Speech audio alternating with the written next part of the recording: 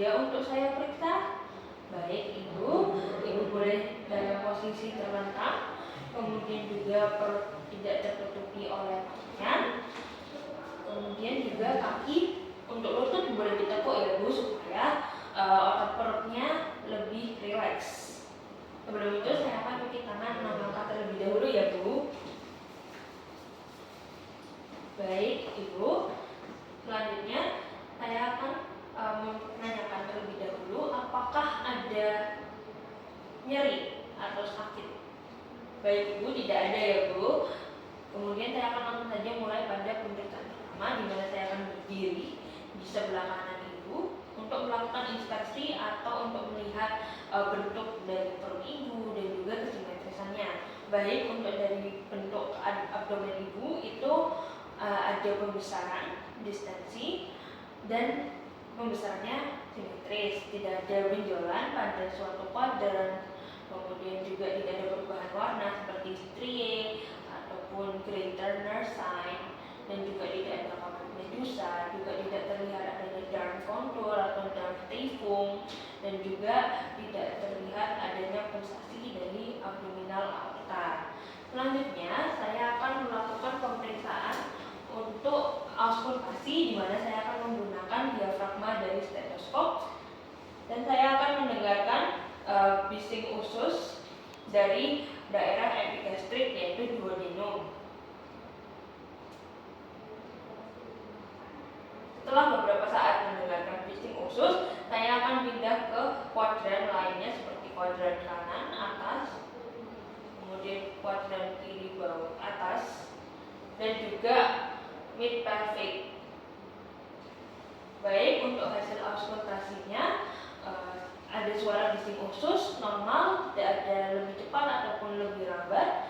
Kemudian tidak ditemukan suara lainnya seperti suara metalik atau suara bruit. Selanjutnya saya akan melakukan pemeriksaan untuk perfusi, di mana saya akan melakukan pada 9 kuadran.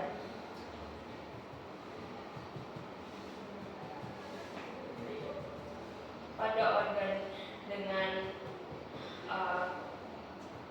yang penuh jaringan, suaranya akan peka. Jika lebih ada udara, maka suaranya dikurangi. Begitu juga jika cairan akan peka. Selanjutnya saya akan melakukan pemeriksaan untuk batas hepar, yaitu dari midclavicular line tinggi ICS 2, kemudian ke arah distal, yaitu akan terjadi perubahan dari suara sonor menjadi peka pada hepar, kemudian kembali menjadi timpani.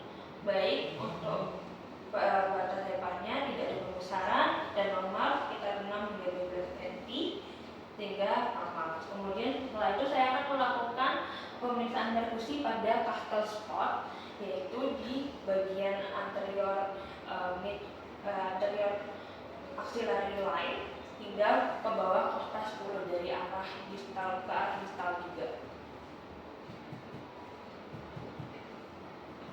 Normalnya akan berbunyi timpani jika peka ada pembesaran. Pada pasien bunyinya timpani sehingga tidak ada pembesaran.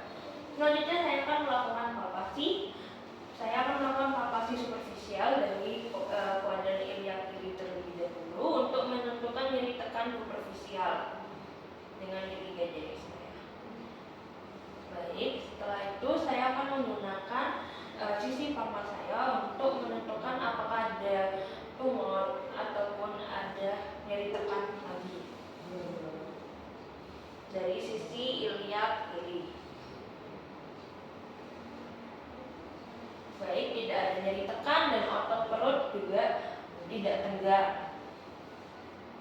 Selanjutnya saya akan melakukan palpasi untuk hepar, di mana saya akan meletakkan tangan kiri saya di bawah kosta 11 dan kosta 12. Setelah itu saya akan meminta pasien untuk inspirasi dan ekspirasi. Kembali saya melakukan palpasi dari arah ke proksimal untuk menentukan apakah ada nyeri tekan, ada pembesaran hepar, kemudian tepi dari hepar tajam atau tumpul, kemudian juga apakah ada nodul dan lunak atau keras.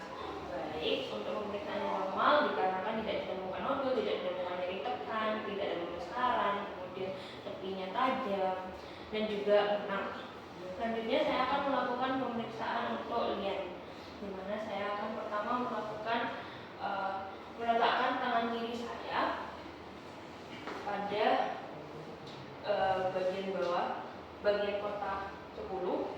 Kemudian dengan tangan kanan, jari tangan kanan saya akan melakukan palpasi dari ilia kanan melewati umbilikus ke arah kotak 10 sambil meminta pasien untuk ekspirasi dan inspirasi. Baik, tidak ada nyeri tekan, tidak ada pembesaran. Begitu juga saya akan melakukan dengan posisi yang sama, yaitu tangan kiri saya di bawah T10 dan T10. Saya akan melakukan palpasi dari kuadran kiri bawah ke kuadran kiri atas untuk pemeriksaan palpasi lien. Baik, tidak ada nyeri tekan, tidak ada pembesaran.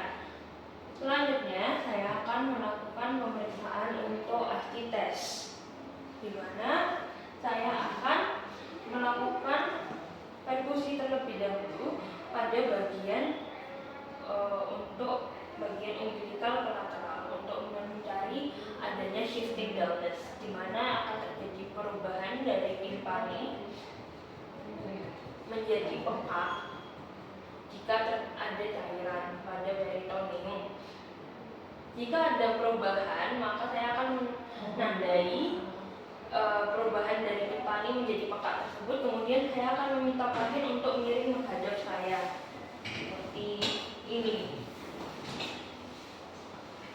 Setelah dan berdasarkan tanda pada tangan kiri saya akan melakukan perkusi kembali ke arah lateral. Dan suara yang tadinya peka menjadi timpani, sehingga ini menunjukkan adanya ASCII test. Selanjutnya saya akan melakukan pemeriksaan untuk fluid wave, di mana saya akan meminta pasien untuk meletakkan tangannya di umbilikus seperti ini dengan sisi ulnar medial ulnarnya seperti ini. Kemudian saya akan meletakkan kedua telapak tangan saya pada kedua sisi lateral dari abdomen pasien, kemudian mendorong dengan satu tangan saya ke arah tangan saya yang lain, dan tangan saya yang lain akan menerima gelombang jika adanya ASCII test, yaitu pukulan cairan pada peritoneum.